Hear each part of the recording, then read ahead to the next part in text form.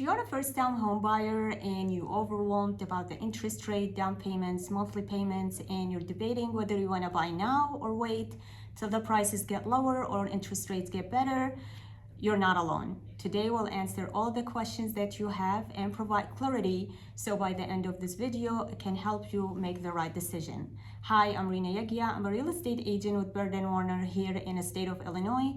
I work in the Glenview area and I serve Chicago North and the Northwest suburb.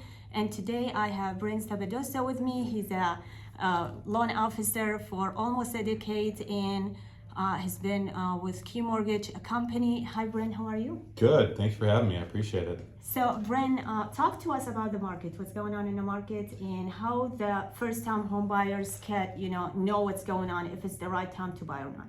Yeah, so right now the market is a little bit slower. We are experiencing some seasonal, slowness right now. It's the holidays. A lot of people get focused on the holidays. A lot of people sometimes, as far as first-time home buyers go, they tend to focus on the new year when it's this close to the holidays. So I have a lot of people that are looking to buy soon, but they're looking to put it off until next year. They're trying to prioritize their work right now. They're trying to prioritize their families, and they're thinking more, next year. So we see that a lot around this time of year. Okay. As far as interest rates go, we have seen them get better. They are in the low sixes right now. Beginning of the year, we were looking at high sixes or even seven. So the market is seemingly better for a time to buy. There's less inventory right now, but there's also less competition, which is nice if you're a first-time home buyer and you don't want to get into a bidding war. It can be very frustrating if you lose house after house. So. Yes. Correct, because winter people think buyers are slowing, but actually in the winter it's the biggest opportunity for buyers to buy. Yes, it's a big opportunity. Yes. That's right. Yeah, and also tell us what kind of programs you can help first-time buyers with reducing their interest rates, or help them with down payments if it's available. What kind of programs that can help the first-time home buyers? Yeah, so we have many programs. It just depends on everyone's personal situation. We have down payment assistance programs that can help them up to $10,000. Now that's not free money. It is money that has to be repaid back in some way. That's through a state agency called IDA. So IDA is a very common program that we use here for borrowers that need more down payment assistance. We also have some grant programs depending on the location you're buying in and also the income level that you're at. So again, very dependent on that exact borrower or borrowers. We also have the ability to do 3% down if you're a first-time home buyer, whereas normally you have to do 5% down on a primary purchase. So it gives you more flexibility as a first-time home buyer to buy a house with less money down. Okay, would you recommend any specific type for type of loan for first-time home buyer? Some buyers will ask me, what do you recommend, FHA loan or conventional loan? Yeah. So which loan can help them at this market? So yeah, the conversation between conventional and FHA is again very personalized towards someone's situation. So I usually look at credit when it comes to FHA versus conventional, because typically if you're below a 700, the FHA mortgage probably does make sense. The down payment minimum is a little bit different. FHA requires 3.5%, whereas conventional requires 3%. So it's a slight higher number for FHA. Also, FHA is really good for buying a single family home. Typically, you're not going to be able to buy a condo or townhouse in Illinois with FHA mortgage. Typically, they're not FHA approved. So at that point, you have to go conventional. Okay. And also, what do they need about the down payments? I know a lot of buyers would say, 20%. And what's your input in there? Because we know 20% is a myth. It's not exist anymore. Right. What's the lowest down payment they can do with conventional? So conventional, if you're a first-time home buyer, you can do 3% down minimum. If you're buying a new primary residence, but you've already owned a home in the last 3 years, or you own a home currently, it's got to be 5% down. Now, what I recommend for a down payment is to do as much as you can, but also you give yourself a little bit of wiggle room. For example, when I bought my house, I bought my house with 3% down, and it's worked out really, really well for me. I didn't have a bigger down payment to buy at the point, and that was before COVID, so I've seen great market appreciation. So many people like me have taken advantage of doing a lower down payment, and my PMI already fell off. So I had the PMI on, which you do when you do less than 20% down. You have something called PMI, which is mortgage insurance, and you pay a certain amount every single month. But that falls off after you get to 20% equity on your house. So I recommend doing as much as you can, but not overdoing it. You don't want to buy a house, be house poor, not be able to buy property, any furniture, or do something nice with your spouse, or if you have kids, you have kids expenses. All that's got to be taken into consideration. So do as much as you can, but be comfortable and give yourself a little bit of breathing room. Okay, and what's the estimate closing costs? Like I know, like buyers say, oh, Rena, if we want to buy a 450,000 single family home in any part of Illinois, 350.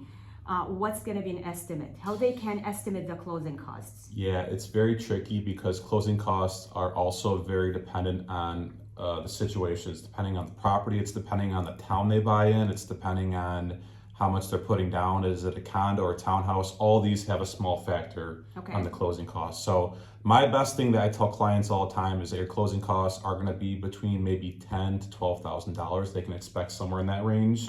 That's that's an average range. Sometimes it's a little bit lower, sometimes a little bit higher, but the most times I see it around 10 to 12,000.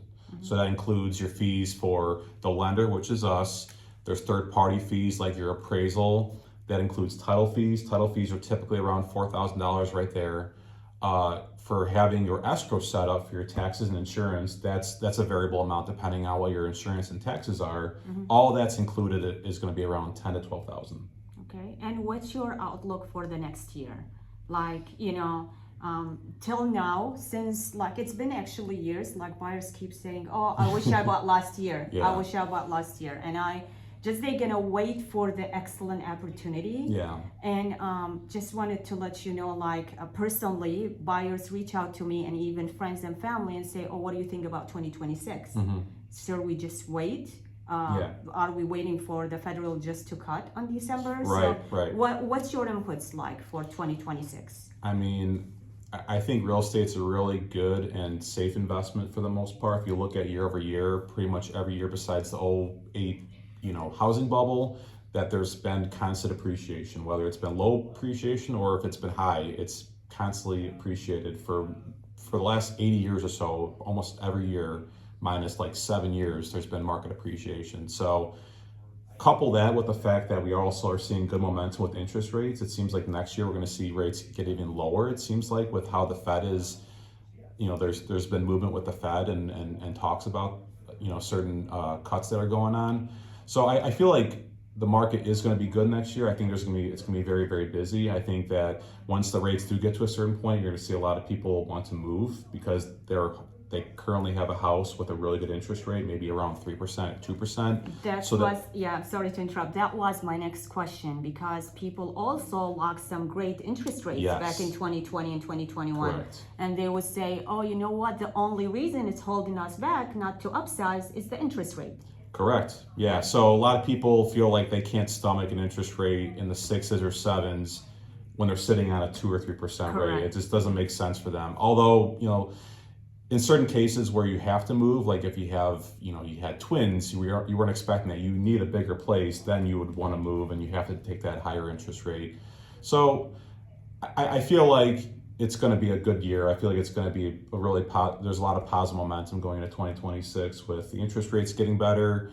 Like I said, that'll probably push a lot of people to want more to sell and then also buy. Okay, last question. What do you see? Let's say a buyer get under contract and we are moving with the process of buying the house. What's the biggest mistake the buyer can make that affects the process? Yeah, so first off, there's many ways that you can mess with the process, unfortunately, so we have to really kind of coach our buyers. But one of the biggest things that they can do to screw things up is to look into opening up new accounts during the process or buying a car.